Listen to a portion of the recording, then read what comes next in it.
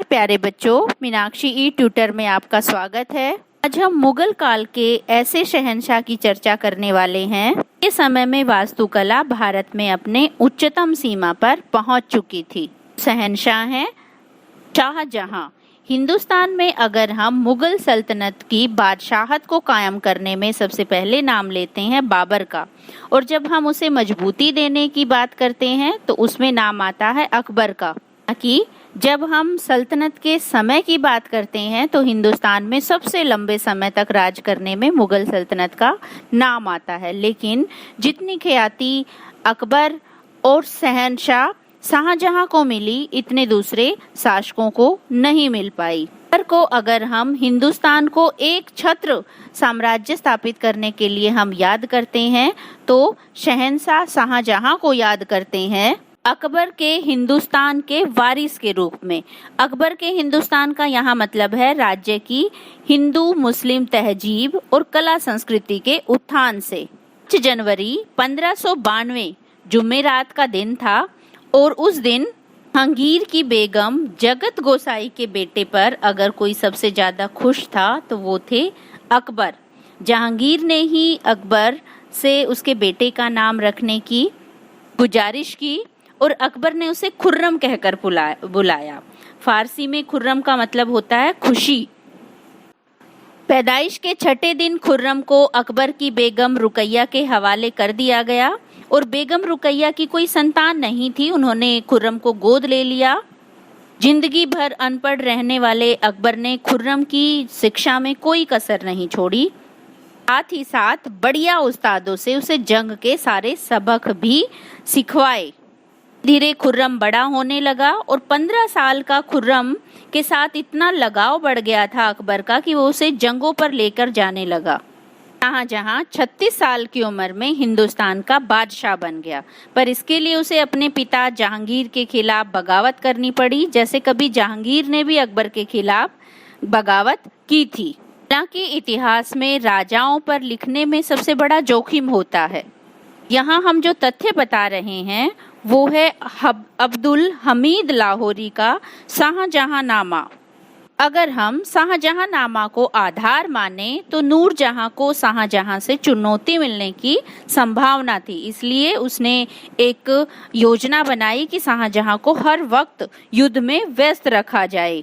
हालांकि शाहजहां में जो जुनून था युद्ध लड़ने का वो अपने दादा की तरह ही था और इसीलिए उसने जीत का परचम फहराया भी। शाहजहां के 22 साल के शासनकाल में बहुत कुछ शाहजहां ने हासिल कर लिया था।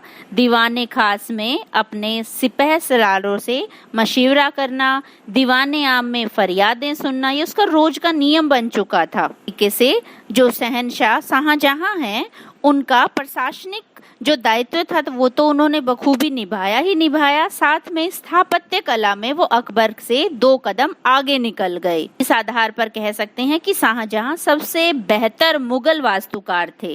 जब हम इतिहास से जुड़े हुए प्रश्नों को याद करने पर आते हैं, शाहजहां के द्वारा निर्मित इमारतों के सबसे ज्यादा क्वेश्चन पूछे जाते हैं। शाहजहां के द्वारा जो इमारतें निर्मित हुई हैं उनको लर्न करने की एक शॉर्ट ट्रिक हमने जो तैयार की है वो ट्रिक है मत जा रेशमा दीवानी। यहाँ आप लर्न कर सकते हैं म से मयूर सिंहासन, त से ताजमहल, जा से जामा मस्जिद, रे से रेशमा बाग, श से शाहजहां बाग, माँ से मोती मस्जिद और दीवानी से दीवाने आम और दीवाने खास।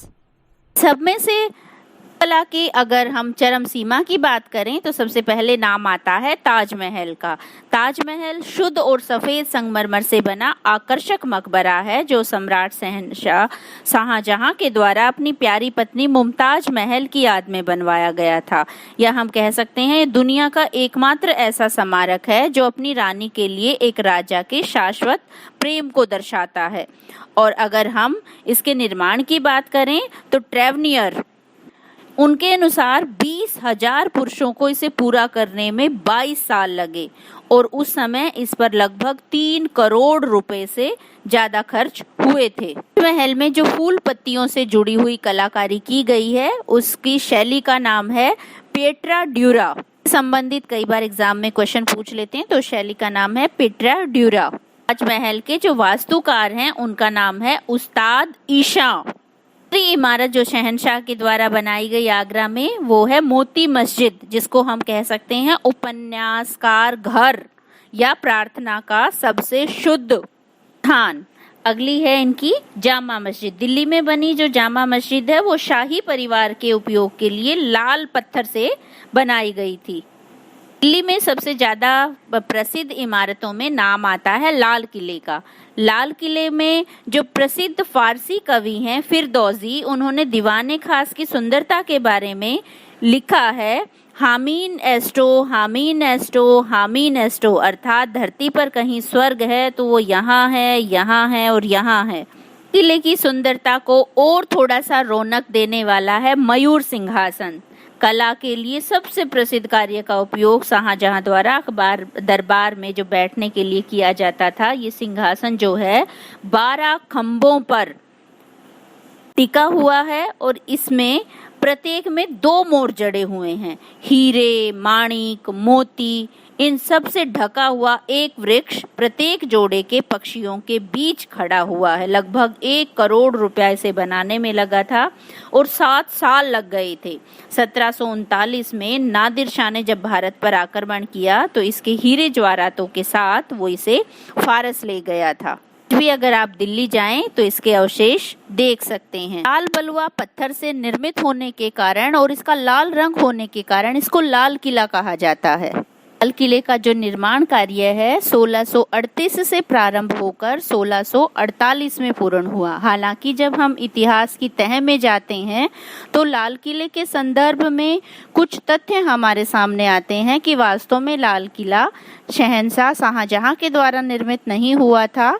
लाल कोट नाम का एक पुरातन किला था, इस शाहजहां ने कब्जा करके किला बनवाया था।